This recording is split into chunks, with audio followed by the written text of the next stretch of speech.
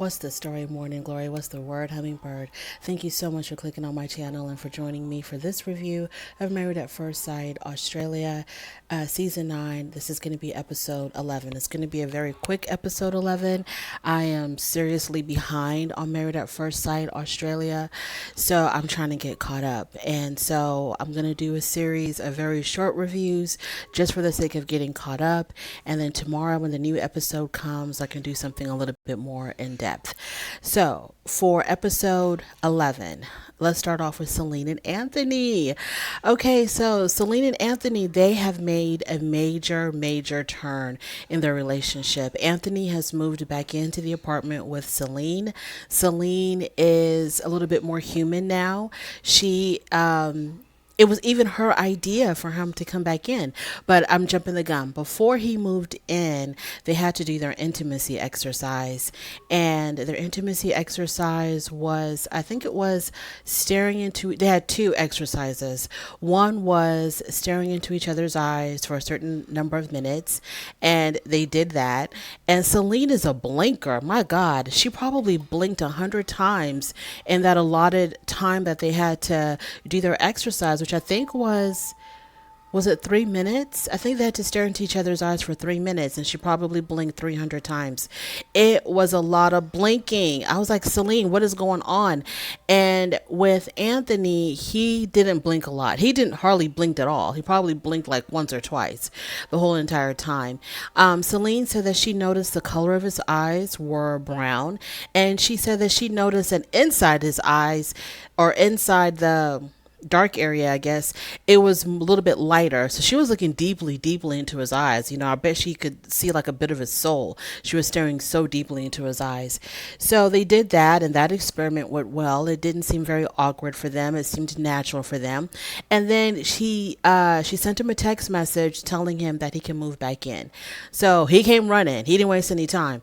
So he comes, he moves back in, and then they had another intimacy exercise, which was to hug for I think 5 minutes. And so they did the hugging exercise, and it looked like it was natural for them. They didn't look like it was awkward or anything like that. So, and then she gave him a spray tan. So I think she just wanted to do something really nice for him. I'm so happy that things are looking better for them.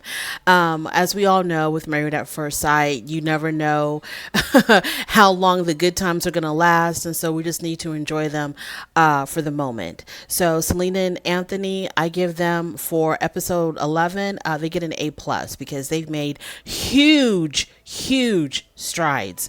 Moving on to Selena and Cody, they've also have done very well for episode 11. So Selena and Cody, their exercise was pretty deep, was pretty intense. They had to make out for 5 minutes, and I was like, oh my God, are they going to be able to do that? Because they struggled with intimacy and attraction. Cody not really feeling attracted to Selena, so I was a little bit worried. But yeah, they did it, and I think they did it very well.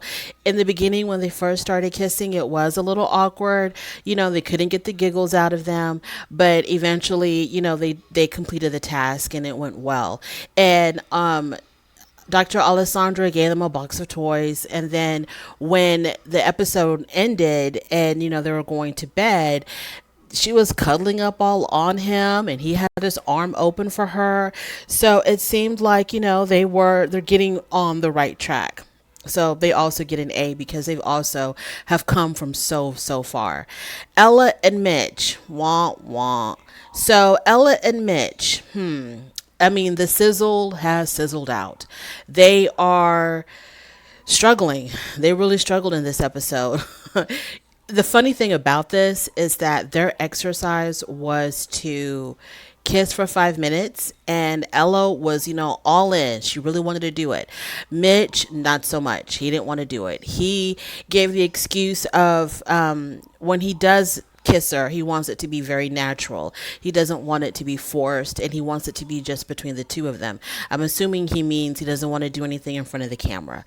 So she was disappointed because she says that she loves to kiss, she loves kissing, and she was really looking forward to this exercise with him. But he was like, he put a big halt to that, which is funny because this was, I think, one of the very first couples to be intimate after getting married.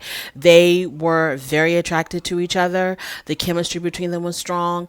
And it's funny how they can, be intimate with one another so quickly without barely knowing each other. But a simple task such as kissing, he couldn't do it. So it makes me think that, it's easy for him to be physical with her, but it's hard for him to be intimate with her and to develop that closeness with her. So to him, it was just like, I guess, sleeping with her was just a physical thing for him that he needed to satisfy, but he really doesn't have a connection with her. And, to kiss for 5 minutes, it would require, some type of, like, I don't know. I mean, for some people it's easy, they don't really care, they can kiss a stranger for 5 minutes. But I guess, and it's just odd, it's just strange. And in this situation, they've already slept together, but they can't kiss for 5 minutes. So I feel like he's probably kind of, I don't know, maybe I'm jumping the gun, like he's kind of losing interest in her a little bit. And something like kissing is just so, like I said, it's a very intimate, very passionate, very, I don't know, and he just can't do it because it's just, it requires him to like really connect with her. That's what I'm trying to say. They are not able to connect. Yeah, that's it. They can connect physically, but they can't connect intimately. They can't connect on a deeper level. So with him to kiss her would be trying to connect with her, and he can't. Moving on. So they get a big fat F. Olivia and Jackson. Olivia okay, let me go back to Ella and Mitch. Mitch reminded me because he was wearing a turtleneck and I think he had earrings in both ears. He really reminded me of a young George Michael. I'm not saying he looked exactly like George Michael, but he was very George Michael-esque with his turtleneck and his two earrings. And Olivia reminds me of a very young Sandra Bernhard. So Olivia and Jackson, they were kind of struggling a little bit because Olivia said even though they've slept together and everything, Olivia was feeling like maybe, no, it's not Olivia and Jackson. I'm sorry. Olivia and Jackson. They didn't show Olivia and Jackson too much in this episode, but they're like the golden couple. So they're doing well. They're doing really well. Yeah, I got them mixed up with DeMonica and Jack. Olivia and Jackson are doing well, and Olivia doesn't look like Sandra Bernhard. It's DeMonica that looks like Sandra Bernhard to me. Okay, so Olivia and Jackson, they're doing well. There was no issues with them. Sam and Al. Okay, so Sam and Al is a really young guy, and Sam was really worried about him, his maturity level. They weren't featured too much in this episode, but it seems like they're doing better because he did act a little bit more mature in this episode, and she told him, look, if you want to give me a hug, just come and give me a hug. You don't have to like ask for permission or tiptoe around it. If you want to hug me, just come and hug me. So they're making strides as well, so they're doing well. Brent and Tamara, they had a huge kerfuffle after decision day, when they both decided to stay together. But when Tamara was asked by the experts, is he enough for you, and she said she didn't know, Brent's feelings were really hurt about that. And I don't know why his feelings were hurt, because I'm thinking to myself, why she just said she didn't know, and that's okay if she doesn't know. Y'all just met, so it's okay if she's not sure if you are enough for her or not. It wasn't insulting. I don't think she was talking about, maybe they were talking about money. I forgot. But I didn't think it was that insulting for her to say, I don't know. She didn't come right out and say, hell no, he's not enough for me. She just said she didn't know. But he was really hurt by that. And he ended up sleeping in another room. He didn't even want to sleep in the same bedroom with her. And they had stopped talking. Well, in this episode, he's kind of over it. And they talked it out. And she explained to him, when I said that I didn't know if you were not enough for me, if you were enough for me, I didn't have a chance to really explain. I didn't mean it in that way. I wasn't intending to hurt your feelings. I'm not coming from a bad or a negative place. So they worked it out. They talked it out, and it was fine. And he asked her, can I come back? Can I come back into the bedroom? And she was like, I didn't kick you out. You're the one that left. So I don't have a problem with you, coming back into the bedroom. DeMonica and Jack. So DeMonica, she's the one that reminds me of a very young Sandra Bernhard. So they were having issues with DeMonica feeling whether or not Jack was really attracted to her. And he reassured her that he is. And then he also shared with her in this episode that he had slept with his ex after they had broken up. And that kind of bothered DeMonica. I don't know why it would bother her. I don't know if it's like she feels like if they were already broken up and he still went back to sleep with her, could he do it again, even though he's in a relationship with me? I don't know if she's coming from that standpoint or if she was bothered because he seems like someone who can't put an end to things. Like if he's still sleeping with her after they've broken up, does he still have feelings for her? So that kind of bothered her. To him, he was like, it's not a big deal. We were together for 4 years and we were still sleeping with each other after we broke up. It's not a big deal. And so he kind of like really minimized the whole situation. And I don't know how I feel about that because I understand with some people, they will go back to what's very familiar with them, but they're not going to be back in that relationship. They just want the closeness of it. But also it's kind of like, when you break up with someone, just, cut it off and just move on and don't look back. But then again, he says that they were really good friends. And so I don't know. Their exercise was they had to they had to take pole dancing lessons. And when DeMonica was on the pole, I mean, Jack was mesmerized by her, the way she was just, moving on the pole. I thought he was going to jump her bones right then and there. Like he was ready. And so, and she was really good at it too. She was really, really good at it. And the way that they edited it, they made it seem a lot more sensual than I'm pretty sure it actually was. I mean, they did it in slow motion and they had the right music playing and she was just twirling and twirling on that pole. So they did a good job with editing it. And so we got the full effect of what Jack was feeling. So they are also very much okay. Now we come back to Holly and Andrew. Olivia and Jackson are like on this end. They're like the golden couple. And then Holly and Andrew, they're like on the complete opposite end. They are really struggling because they're not even living together. At least with Ella and Mitch, they're still living together, even though they have major issues.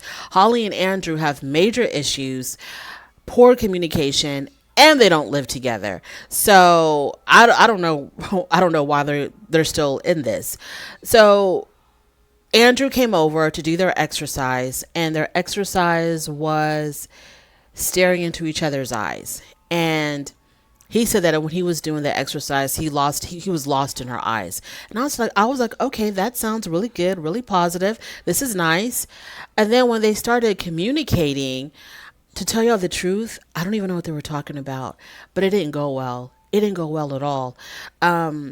Of course, she's still feeling some kind of way with what he said about how, when they were intimate, she she really wasn't like, there wasn't any feeling there coming from her. She really wasn't like responding the way he would have liked for her to respond.